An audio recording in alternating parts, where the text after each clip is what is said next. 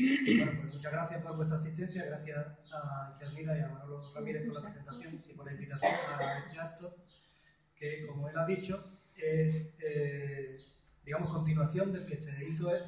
¿Se oye? No sé si... ¿Ahora?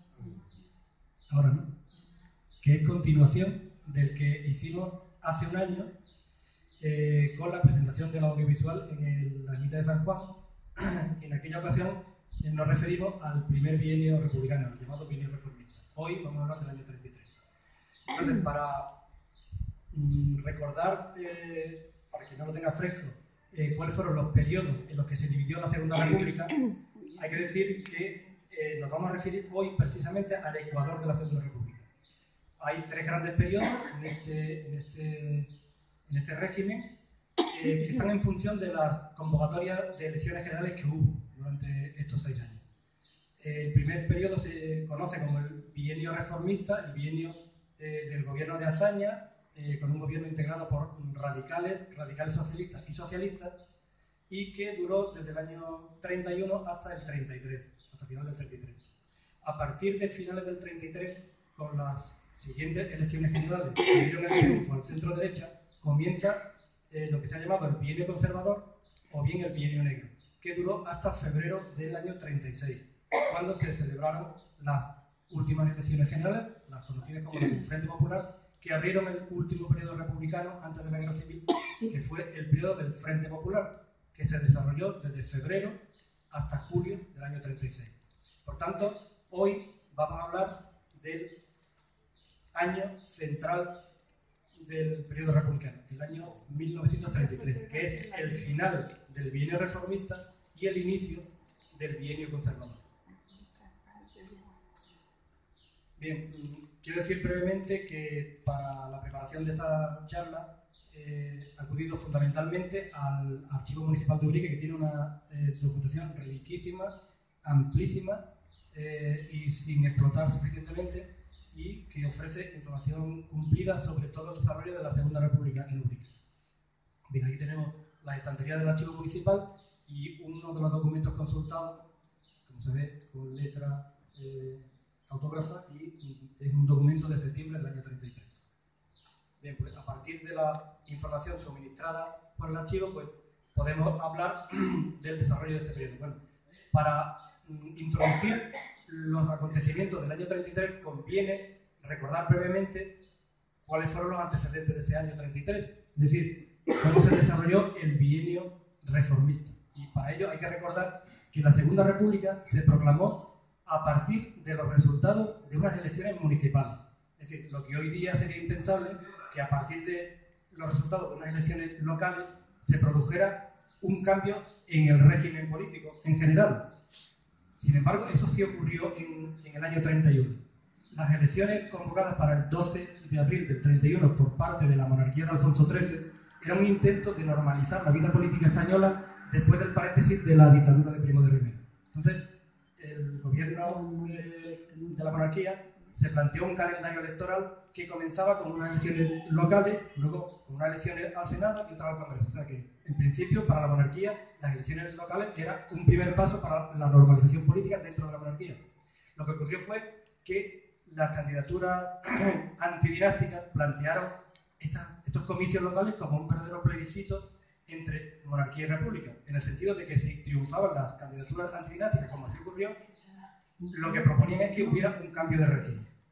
Por lo tanto, el 12 de abril, domingo 12 de abril, se celebraron las elecciones municipales que dieron el triunfo cualitativo a las candidaturas antidinásticas, es decir, a las candidaturas que se habían presentado en una coalición entre partidos republicanos de todo el espectro político, es decir, partidos republicanos desde la derecha republicana hasta la izquierda burguesa, con el Partido Socialista y apoyos externos de los sindicatos. Pero en principio era una conjunción republicano-socialista. Esta conjunción se impuso en 41 capitales de provincia y en otros núcleos, por ejemplo en Ubrique. En Ubrique venció la candidatura republicano-socialista. Aquí vemos los resultados de las elecciones del 12 de abril del 31 en Ubrique y vemos que el mayor número de votos lo obtuvieron los candidatos republicanos socialistas, 3 de ellos, más uno independiente. El candidato más votado fue Francisco Vallejo Canto, que era del Partido Republicano Radical.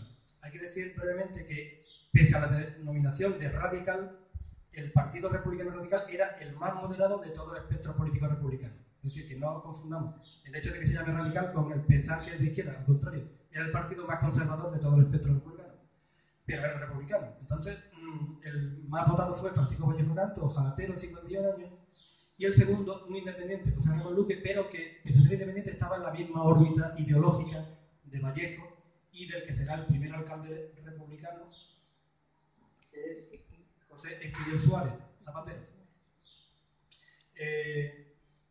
Esas fueron las elecciones municipales. El resultado: se eligieron 5 republicanos socialistas, de ellos 3 radicales y 2 socialistas, 5 independientes y 4 monárquicos conservadores. Entonces, una vez sabido el resultado electoral, hubo una primera reunión en el ayuntamiento y los concejales electos votaron al primer alcalde republicano, y de esa votación salió José Esquivel Suárez como el primer alcalde de Ubrique, de la República. Aquí vemos, no sé si lo veis bien, un acta capitular de principios del año 33, donde aparecen los asistentes a un pleno. Entonces vemos que como alcalde ya aparece José Esquivel Suárez y los concejales. Luego veremos por qué he puesto esto, porque pese a que el número de concejales fue mayor, el número de asistencias fue muy inferior, en general, porque hubo un retraimiento de los candidatos electos monárquicos conservadores e independientes. En general, el gobierno republicano del primer bienio estuvo, digamos, administrado por los candidatos republicanos socialistas, que sí tuvieron una asistencia frecuente a los plenos. Bien, aquí vemos la imagen de José Esquivel Suárez, el primer alcalde republicano de Ubrique, como he dicho, radical, es decir, del sector moderado del republicanismo, y que fue alcalde desde el año 31 hasta el 35. Aquí vemos la rúbrica de los concejales de la coalición gobernante.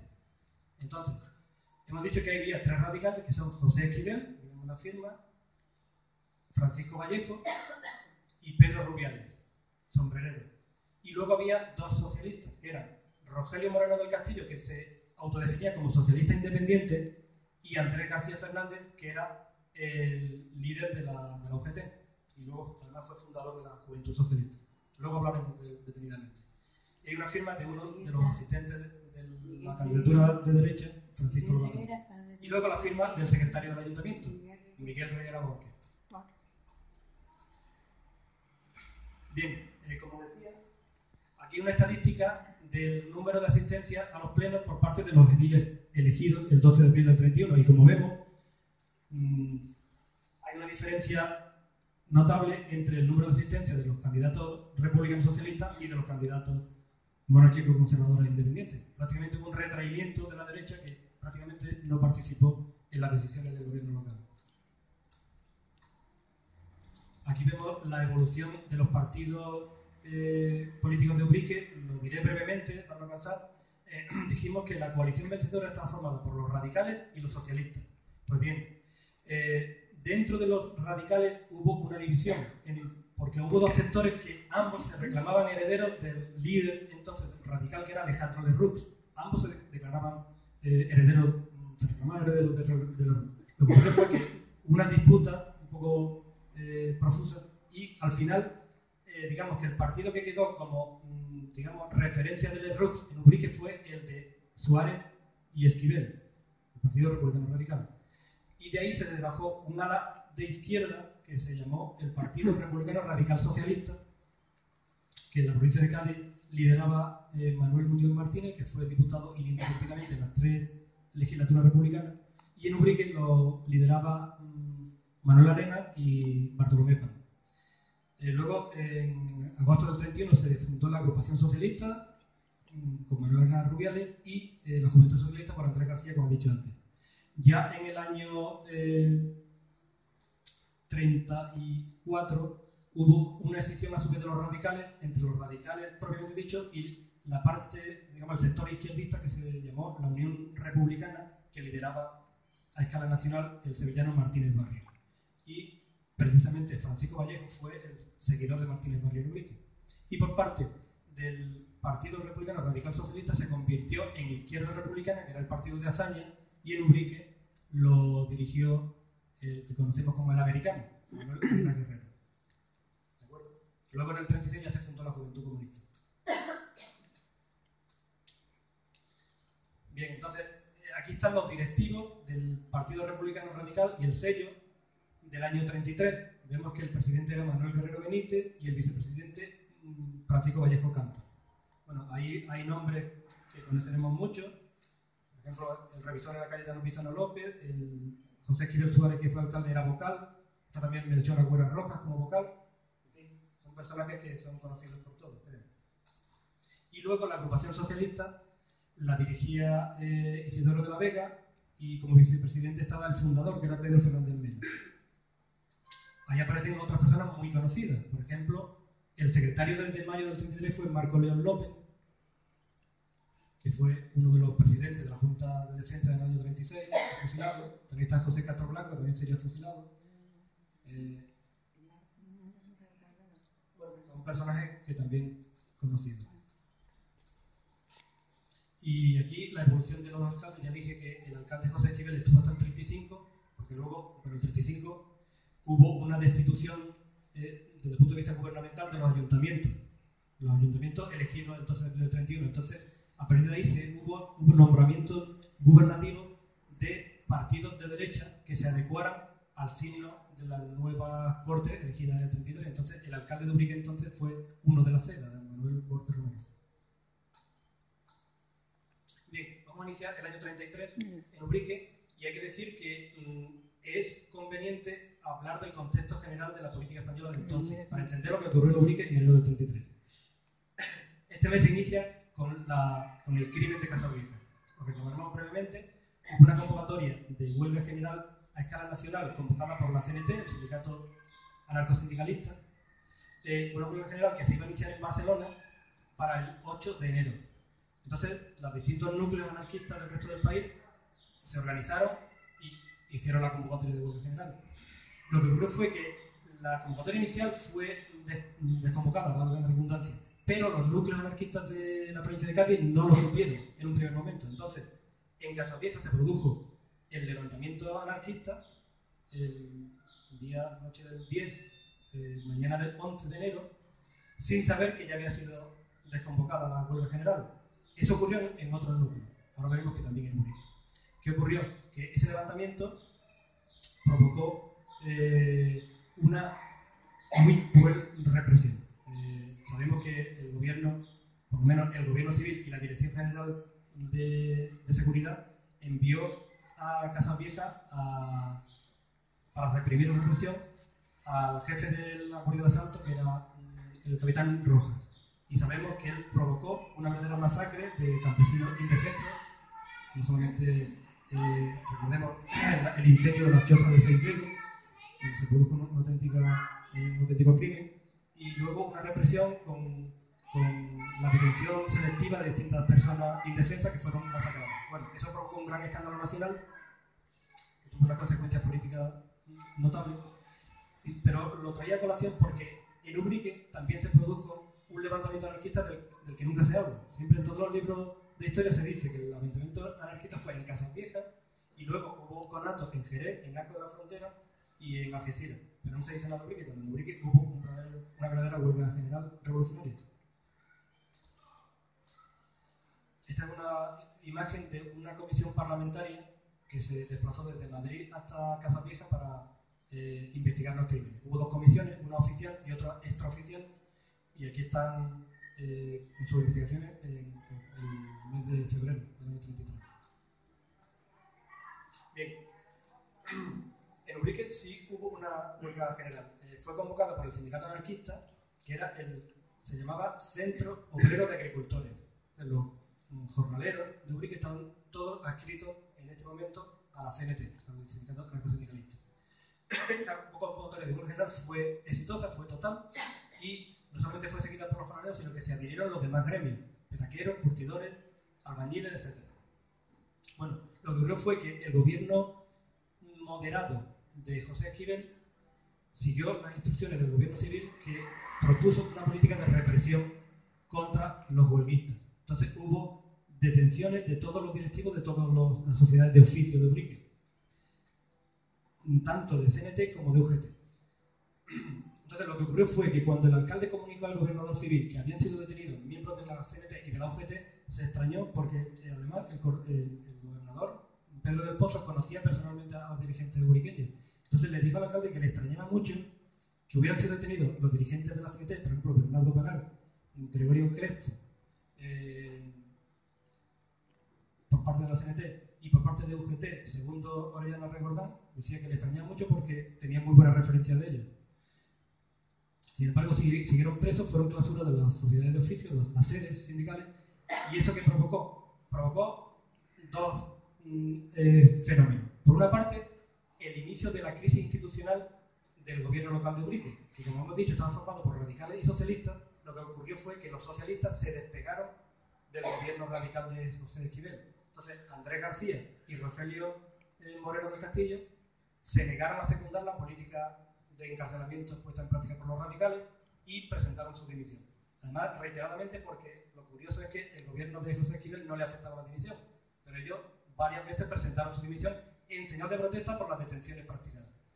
Y además, en marzo, del 3 al 5 de marzo, las sociedades de oficio todas convocaron unitariamente una manifestación y una huelga general que también fue secundada totalmente. Aquí vemos una fotografía de una manifestación que, si no veo mal, creo que discurre por la calle Toledo hacia la calle Palma, ¿no? No, la Trinidad no, me parece que es la calle Toledo y la bifurcación Magdalena Jesús. Esta manifestación está, de la persona que yo he identificado está aquí, este de la gorrita. Este era el presidente de la agrupación socialista, José Bazán Gutiérrez.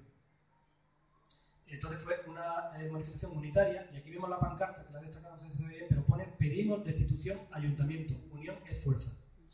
Es decir, que parte del grupo político que había apoyado la candidatura antidinástica, es decir, los socialistas, se habían ya separado del gobierno radical y se habían unido al resto de los gremios de la población y habían pedido la destitución del ayuntamiento. O sea, fue una crisis institucional grave porque los mismos trabajadores, en principio la misma base social electoral del grupo que estaba gobernando, pedía la destitución del ayuntamiento por su política represiva con respecto a los que se habían puesto en huelga en enero del 33.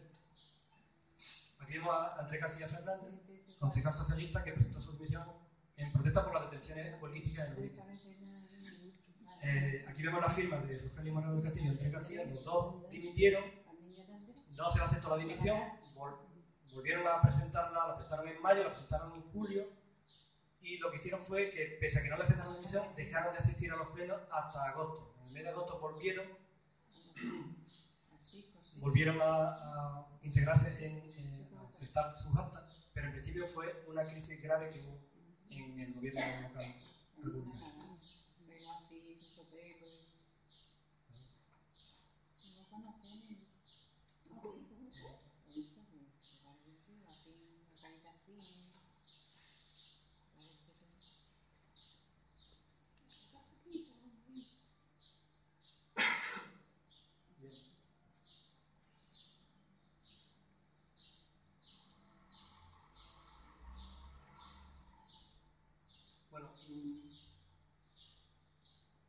Conviene brevemente, para hablar de la cuestión social, ver cómo estaba conformado el censo de obreros de Ubrique. Entonces, hay una estadística, esta es del año 31, que, bueno, prácticamente se repite en los siguientes años, con ligeras variaciones, y vemos que el número de agricultores, porque tenemos además la lista de los nombres y apellidos de todos los que aparecen ahí, son 304 agricultores. Lo que pasa es que hay un problema, que luego se verá en el audiovisual, que hay una carta que dirige el alcalde al gobernador en un momento de crisis de trabajo, donde dice que hay un determinado número de obreros en paro y dice que el número de agricultores era de 900.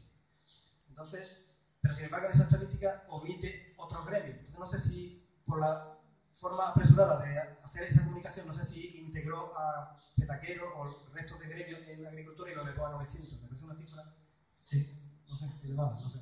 Pero bueno, aquí están las cifras con sus nombres y apellidos. Los que sabemos que tienen su nombre y apellido están aquí, son todos estos. 1104 trabajadores. Aquí un ejemplo de un documento del archivo municipal. Aquí está la relación de costureras, por ejemplo, vienen los nombres por orden de inscripción: Isabel Pérez Hidalgo, Ana Ordóñez García, Emilia Campos, Elena Román, Mariposo, Remedios Pérez, en fin. Esos son los nombres que los he puesto a título ilustrativo, de ejemplo.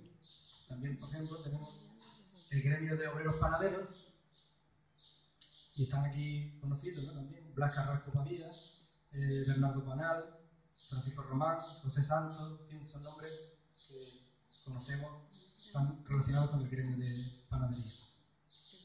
Bien, entonces, aquí vemos la relación de número de obreros censados, y vemos que petaqueros hay 195. En otra estadística, no sé si lo habéis visto antes, que el número de petaqueras, sin embargo, era superior, era de más de 200. Y no aparece en esta primera estadística. No, en esta no aparece.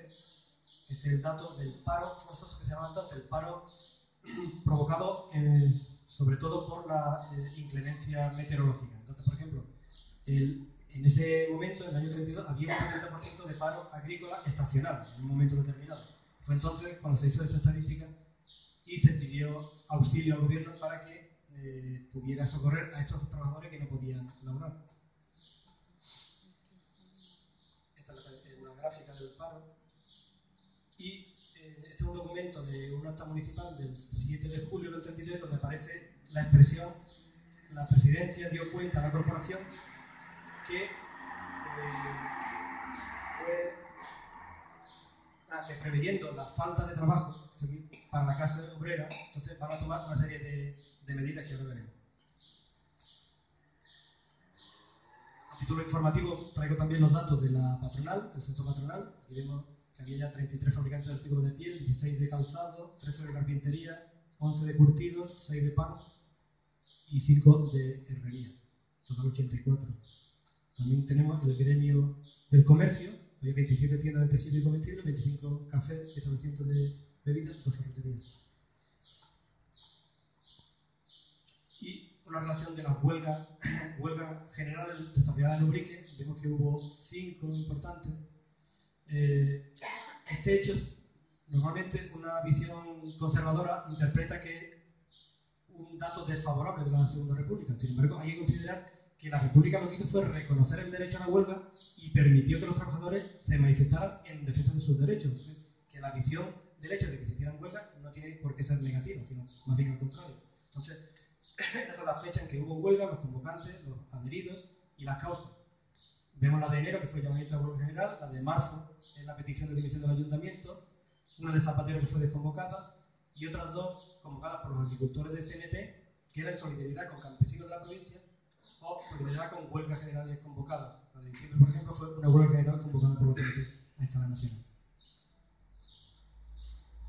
Bueno, pero la República no solamente permitió la posibilidad de que los trabajadores reivindicaran sus derechos mediante el derecho a la manifestación, sino que un logro de la República fue la creación de un organismo que se llamó los jurados mixtos, que eran organismos integrados por patronos, obreros y técnicos, que permitían la resolución de conflictos laborales. Y ese organismo elaboraba lo que se llamaron las bases de trabajo, ¿no? Lo que hoy se conocerían como convenios. Entonces aquí tenemos el convenio que entró en vigor en el verano del 33, y curiosamente se dice en este documento que lo que ocurrió fue que en la negociación de este convenio fue la patronal la que se negó a culminar la negociación y se negó a firmar los resultados de esa negociación. Entonces el gobierno republicano socialista fue el que impuso estas bases porque la patronal no lo aceptó. Es una base comarcales donde se integraba Ubrique. Y hay una cosa curiosa, por ejemplo, no sé si se ve, aquí vienen los jornales, ¿no? Por ejemplo, de los de Siega. Y dice el último párrafo, hay unos determinados jornales para un grupo de pueblos, y luego dice que otra serie de pueblos, entre ellos Ubrique, pues tendrán una rebaja de 1 peseta en cada jornal. O sea que las negociaciones estuvieron en función de determinadas variables, y entonces los jornales de Ubrique ganaron 1 peseta menos que otros, como por ejemplo los de Espera, Olvera, Setenil, etc. Bueno, entonces, ante la falta de trabajo, que fue una pesadilla durante toda la República, fue una pesadilla que estuvo arrastrando durante todo el periodo republicano, el gobierno republicano socialista tomó varias medidas. Primero, de urgencia, que fueron las de socorro.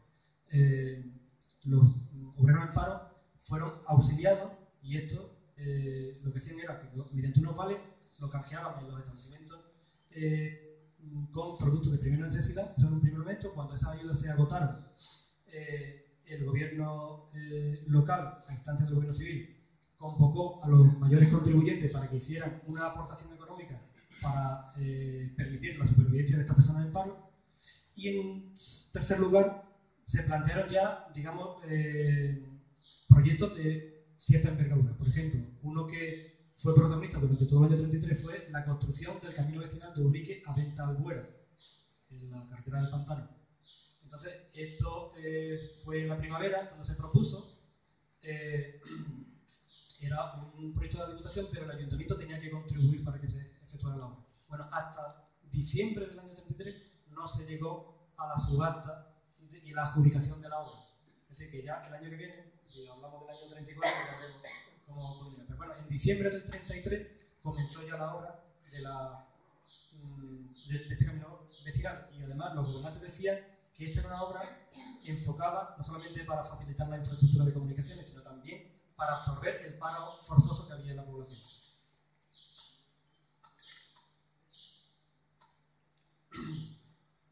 Bien, eso por una parte. Por otra parte, se planteó desde ya las instancias gubernamentales la acometida de varios trozos de la carretera de Ubrique a Algar.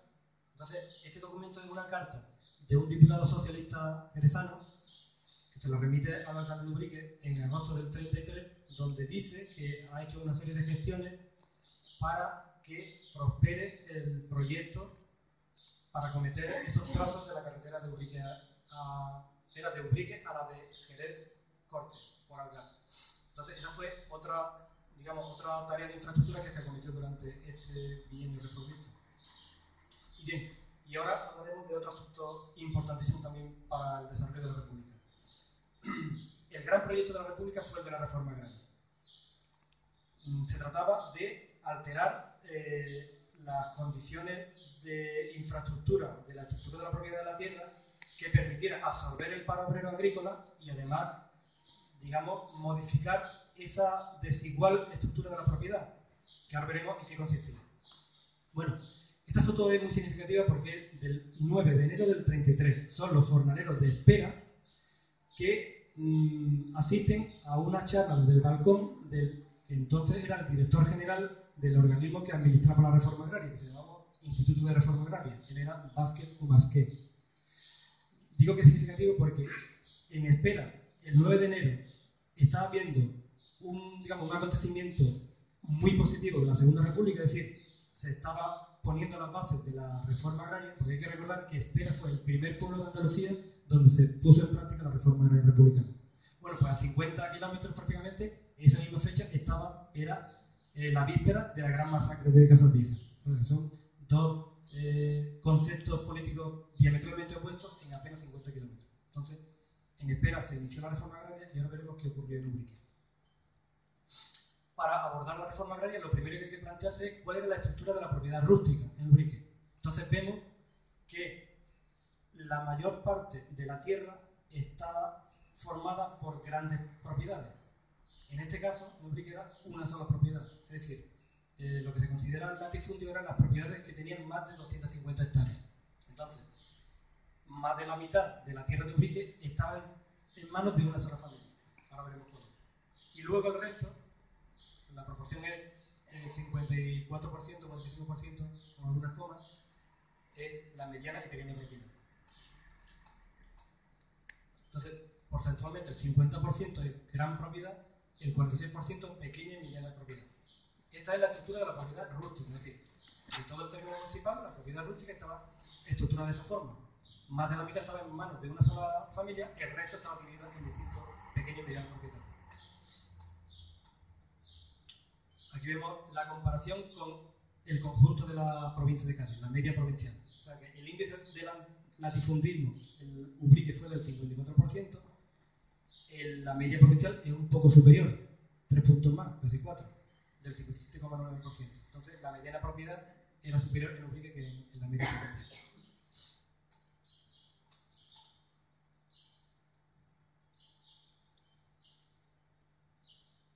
esta es la comparación de la media provincial con Ubrique. Hemos dicho que es un poco superior la media de latifundismo en la provincia de Cádiz que en Ubrique. Pero vamos, en ambos casos es superior al 50%.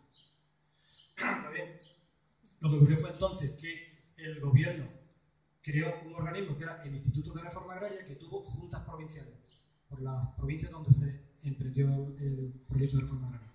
En la provincia de Cádiz, el primer presidente fue Francisco Aguado de Miguel, que era del sector izquierdista de los radicales socialistas. Es decir, ya dijimos antes que los radicales se dividieron en radicales propiamente dicho y radicales socialistas. Pues bien, Francisco Aguado de Miguel era de Cádiz y fue digamos, el número 2 del dirigente de este partido, que era Muñoz Martínez. Él luego fue diputado del Frente Popular por la provincia de Cádiz, Aguado de Miguel.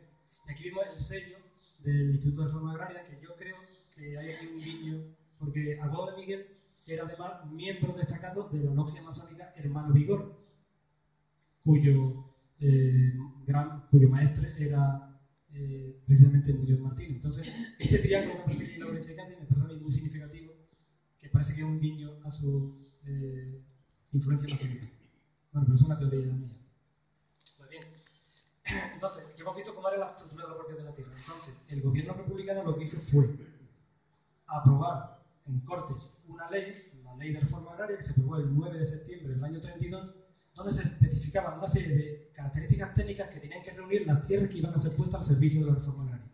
Entonces, todos los propietarios rústicos fueron obligados a inscribir sus fincas en el registro de la propiedad del partido judicial. Los propietarios de Ubrique tuvieron que inscribir estas tierras en el registro de la propiedad de Grazalema. Y ahí es un registro con una información muy detallada, porque aparecen los nombres de los titulares, la naturaleza donde nacieron, la edad que tenían, el estado civil, luego el nombre de la finca, la extensión en hectáreas, áreas centiáreas, los lindes y luego los criterios técnicos que se siguieron para, digamos, adjudicar esas tierras a la reforma agraria. Entonces, los principales propietarios de Ubrique, a los que su tierra en principio iba a ser sometida a reforma agraria, eran la familia Gómez Borges, la madre, y los hijos Borges Gómez, eran naturales de Jerez de la Frontera, eran los propietarios de Cardela, que era la mayor finca y el mayor latifundio que había en Ubrique. De todas formas, no era muy extenso, era de apenas un poco más de 1000 hectáreas. Estamos hablando de 1000 hectáreas cuando eso casi es una mediana propiedad, en comparación con las grandes tierras de la grandeza de España, que sí fueron incautadas, el Estado se incautó de ellas, y fueron, digamos, el sector social que fue, digamos, víctima, por así decirlo, de la reforma agraria en un primer momento. Por ejemplo, en la provincia de Cádiz, las tierras del duque de Lerma, del duque de Medinaceli, de la duquesa de Medina del Río Seco, fueron las tierras que se sometieron a la reforma agraria y donde hubo los primeros asentamientos campesinos. En Ubrique no hubo propietarios nobles, aristócratas, que tuvieran tierra en este registro, que se llamó Registro de la Propiedad Expropiable, sino eran propietarios burgueses. Entonces, aquí vemos, a título ilustrativo, traigo cómo era este pliego que se escribió entonces. Eso fue durante todo el año 33, se hicieron estas inscripciones. Y aquí, ya elaborada la tabla, a partir de esos datos, vemos cómo Cardela estaba en manos de 4 miembros de esa familia. La madre tenía el 84% y los 3 hijos tenían un tercio del restante 15%. Entonces eran 1003 hectáreas, vemos que eran la gran propiedad, porque el resto eran pequeñísimas propiedades. Eran 5 hectáreas, 1 hectárea, otros no llegaban ni a la hectárea. Aquí vemos otro grupo de fincas que fueron sometidas, bueno, que fueron inscritas en este registro, que eran los propietarios de Benocá, Becerra Caro. Pero vemos también pequeñísimas hectáreas, solamente una de Ayala Borges tenía 125 hectáreas, el Juncal. El resto eran inferiores en extensión. Y el último, vemos que José Ayala Borges tenía numerosas fincas, pero todas eran muy pequeñas. Pero todas tuvieron que ser inscritas en el registro de la propiedad de Grazalema. Y aquí vemos la gráfica de la comparación de las tierras que fueron en principio puestas al servicio de la reforma agraria. La mayor parte era latifundio, era la gran propiedad, pero era una sola finca. El resto eran pequeñas y medianas propiedades, como vemos. Bien, pasemos a otro asunto. Bueno, tengo que decir simplemente que la reforma agraria no se aplicó en Ubrique, solamente se aplicó un concepto previo a la reforma que se llamó el laboreo forzoso, que consistía en que el gobierno obligaba a los propietarios con tierras insuficientemente cultivadas a cultivarlas. Y eso permitió absorber a cierto número de trabajadores en paro. Pero la reforma en sí, es decir, la incautación de la tierra y el asentamiento campesino no llegó a producirse en Ubrique. Y ya planteamos otro tema, el tema de la secularización de la vida social de Ubrique, que ocurrió en el año 33.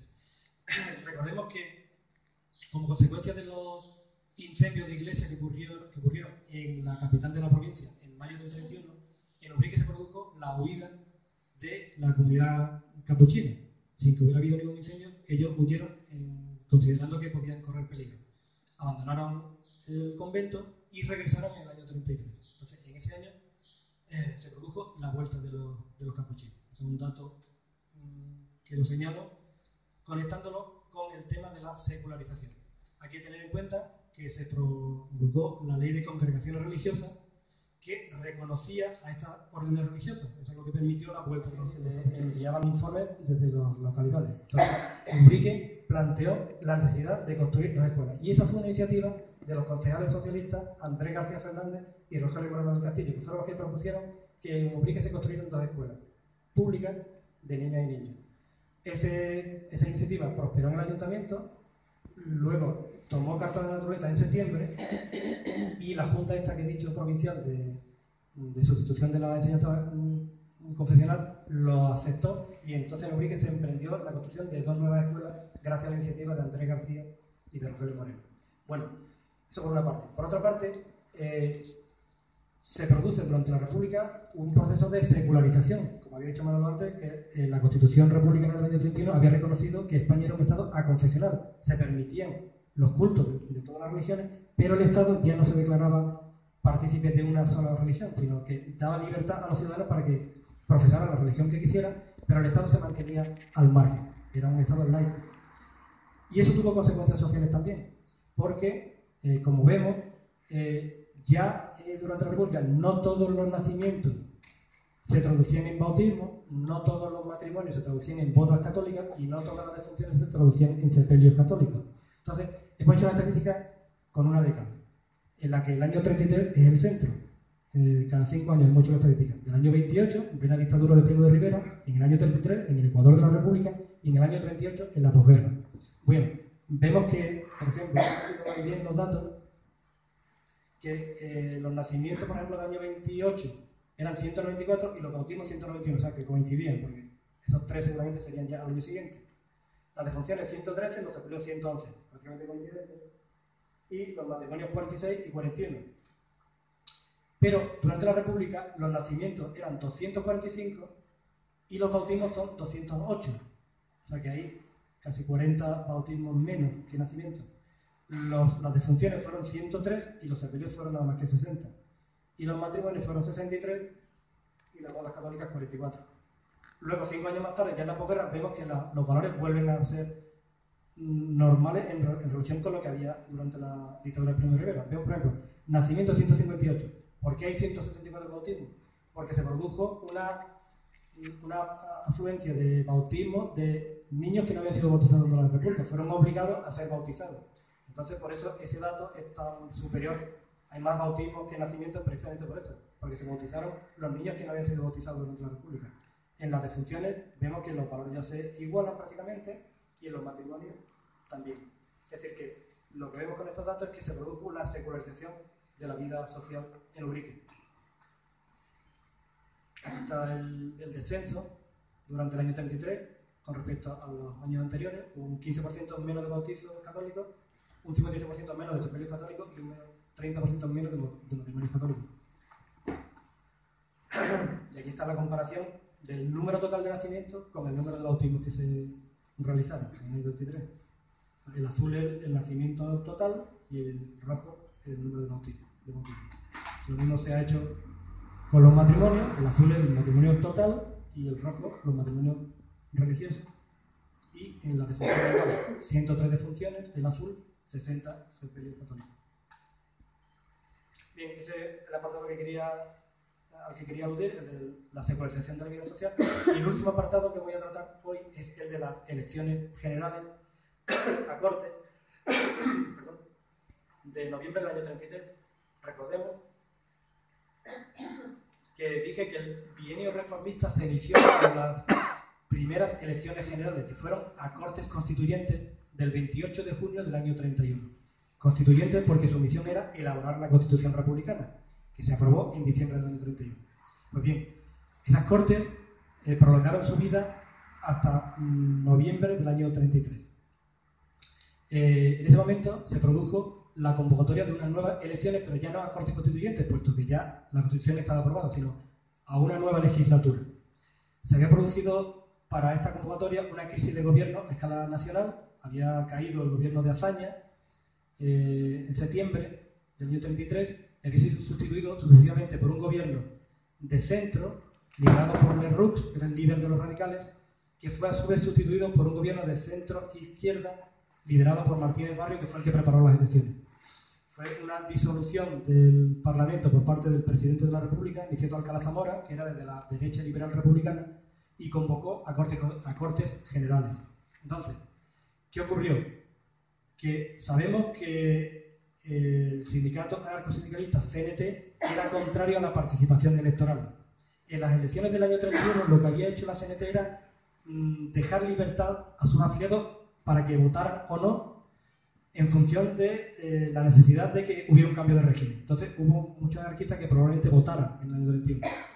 Pero en el año 33 la CNT llamó al boicot directamente. Y eso se tradujo en la mayor abstención que hubo durante toda la República. No solamente en Ubrique, sino en todo el triángulo Sevilla, Cádiz, Málaga y en otros puntos del país. Entonces, aquí vemos el dato, por ejemplo, del número de electores que hubo en Ubrique en el año 33, que era de 4.066 electores, y el número de votantes 1.161, es decir, que solamente votó el 28% del censo electoral, según una abstención de más del 70%. Es una abstención que está en los niveles que se produjeron en este triángulo que he dicho antes. Entonces vemos, esta es una estadística por las secciones y distritos en que se dividía la circunscripción de Ubrique, y vemos que hay uno, por ejemplo, el último, solamente votó el 18%, el otro votó el 30%, el otro el 33%, pero la media es del 28%. O sea que quien triunfó en las elecciones del año 33 fue la abstención. En esta elección, además, ocurrió algo que ya ha mencionado Manolo, que fue la primera vez que la mujer ejerció el derecho al voto, porque la Constitución republicana del año 31 reconocía el derecho al voto de la mujer. Para las elecciones del año 31 sí hubo una disposición del gobierno que permitía a la mujer ser elegida, pero no podía ser electora. Entonces, por eso, en el Parlamento estaba Victoria Kent, estaba Clara Campoamor, que fueron las que disputaron la posibilidad de que la mujer votara. Sabemos que el sector de Victoria Kent se opuso al voto de la mujer pensando que sería potencialmente un voto favorable a las candidaturas conservadoras, y Clara Campoamor, no eran republicanos, Clara Campoamor propuso que sí se permitiera el voto de la mujer, porque pese a que pudiera ser cierto, esto estaba por ver, que el voto de la mujer se dirigiera hacia las candidaturas de derecha, eso no estaba para que pudieran tener ese derecho. Finalmente se impuso la tesis de Clara Campoamor, la Constitución recogió ese derecho, y entonces la siguiente convocatoria, la de elecciones generales de noviembre del 33, fue la primera vez que la mujer votó. Se dice, tradicionalmente se ha dicho que en estas elecciones, que el resultado fue, sabemos, el triunfo de las candidaturas de centro-derecha, además de manera aplastante, se ha dicho que eso fue por influencia del voto de la mujer. Pero claro, eso es un mito que se ha deshecho claramente, porque, por ejemplo, en Madrid no se produjo ese triunfo tan aplastante de la candidatura de centro-derecha. Es decir, que no hay una relación causa-efecto, voto de mujer, triunfo de la derecha. Lo que sí hubo fue una gran abstención. Entonces, se desmovilizó a la izquierda, a propósito, porque llamó al boicot en la CNT, y sí se movilizó un pequeño electorado de derecha, que fue el que finalmente triunfó. Aquí vemos la gráfica del número de votantes en azul y las abstenciones en Ubrique, en rojo. Y estos son los resultados de las elecciones generales del 33 en Ubrique. En Ubrique ganó José María Pemán, el escritor conservador que se presentaba por la candidatura de Renovación Española, que lideraba a escala nacional José Calvo Sotelo, que había sido ministro de Hacienda con la dictadura de Primo de Rivera y era el dirigente de la derecha más rancia, digamos así, de la política española. El segundo más votado, curiosamente, fue José Antonio Primo de Rivera, el hijo del dictador, que acababa de fundar el partido de corte fascista Falange Española. Fue el segundo, tuvo el mismo número de votos que Memán. Y el tercero fue Ramón de Carranza, que luego sería el primer alcalde de la dictadura, alcalde de Cádiz de la dictadura, que también se presentaba por Renovación Española. Y luego hubo otros candidatos de la llamada CEDA, que era la Confederación Española de Derecha Autónoma, partido que lideraba Gil Robles. Entonces, vemos que la mayoría de los votos, de esos 28% que votó solamente, fue para las candidaturas de derecha, y los partidos de centro son los que ponen ahí PRR, el Partido Republicano Radical. Vemos que ya tienen casi 200 o casi 300 votos menos. El más votado fue Santiago Rodríguez Piñero, que era representante de ese sector derechista dentro del espectro republicano, que era el hombre que había respaldado al alcalde republicano de Ubrique, José Esquivel. De hecho, fue el primer nombramiento de hijo adoptivo de Ubrique, fue la persona de Santiago Rodríguez Piñero en el año 31. Después ya se le quitó por su, digamos, por su viraje muy derechista, muy conservador, ya fue rechazado ese nombramiento, pero es cierto que se hizo en el año 31. Y luego vemos que los votos de la izquierda fueron minoritarios. Los votos del Partido Republicano Radical Socialista Independiente, que era la antesala de la izquierda republicana, Acción Republicana, que era el partido de Azaña en ese momento, y el Partido Socialista. Todos tuvieron pocos votos de ese 28% que votó.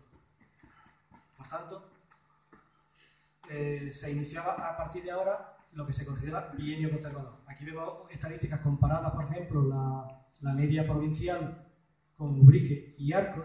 Vemos, por ejemplo, que el comportamiento en participación de Ubrique y Arcos es muy parecido. En Arcos también era mayoritaria la CNT. Vemos que la abstención, el 71% en Ubrique, el 74% en Arcos. Vemos la media provincial en comparación con las siguientes elecciones, que serían las elecciones del Frente Popular. Vemos ahí la diferencia. Es decir, si en Ubrique, en las elecciones del 33, la abstención fue del 71%, en las siguientes elecciones de febrero del 36 del Frente Popular, la abstención bajó al 39%.